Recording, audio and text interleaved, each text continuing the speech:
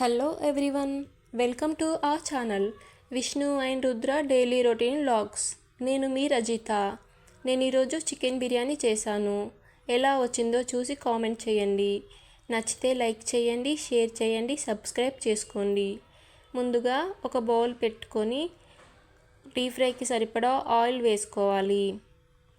ఇప్పుడు సన్నగా తరిమిన ఆనియన్ ముక్కల్ని వేసి దోరగా వేయించి పెట్టుకోవాలి. ఆనియన్ ముక్కలు మొత్తం దోరగా వేగాక తీసి పక్కన పెట్టుకోవాలి.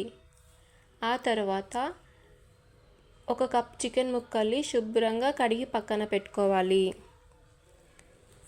చికెన్ ముక్కలలో ఒక స్పూన్ కారం వేసుకోవాలి. కొద్దిగా అల్లం పేస్ట్ వేసుకోవాలి. ఇప్పుడు ఒక స్పూన్ జీలకర్ర వేసుకోవాలి. ఇప్పుడు కొద్దిగా గరం మసాలా వేసుకోవాలి.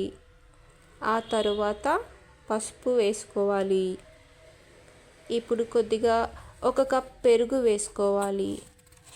ఆ తరువాత కొద్దిగా నిమ్మరసం వేసుకోవాలి.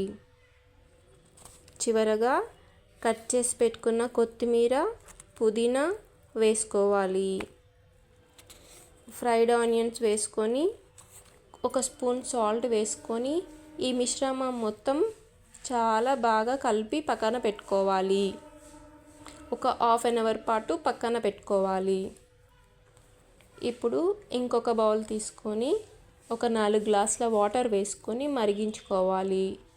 మరుగుతున్న వాటర్లో మసాలా దినుసులు వేసుకోవాలి. ఒక స్పూన్ ఆయిల్ వేసుకోవాలి. ఆ తరువాత వాటర్ మరుగుతున్నప్పుడు ముందుగా కడిగి శుభ్రంగా పెట్టుకున్న బాస్మతి రైస్ని వేసుకొని ఉడికించుకోవాలి. ఉడుకుతున్న బాస్మతి రైస్లో ఒక స్పూన్ సాల్ట్ వేసుకోవాలి. రైస్ మొత్తం 70% కుక్ అయ్యాక గంజిని వడగట్టుకోవాలి. ఇప్పుడు ముందుగా రెడీ చేసి పెట్టుకున్న చికెన్ మిశ్రమాన్ని ఒక బౌల్లో వేసుకొని చికెన్ పైన చూపిస్తున్న విధంగా ఇలా ఉడికిన రైస్ని ఈ విధంగా వేసుకోవాలి. ఇప్పుడు ముందుగా ఫ్రై చేసుకున్న ఆనియన్ ముక్కల్ని వేసుకోవాలి. ఆ తర్వాత సన్నగా తరిమిన కొత్తిమీర, పుదీనాను వేసుకోవాలి చూపిస్తున్న విధంగా. ఇప్పుడు మూత పెట్టుకొని దానిపైన ఏదైనా ఒక బరువు పెట్టుకొని ఉంచుకోవాలి.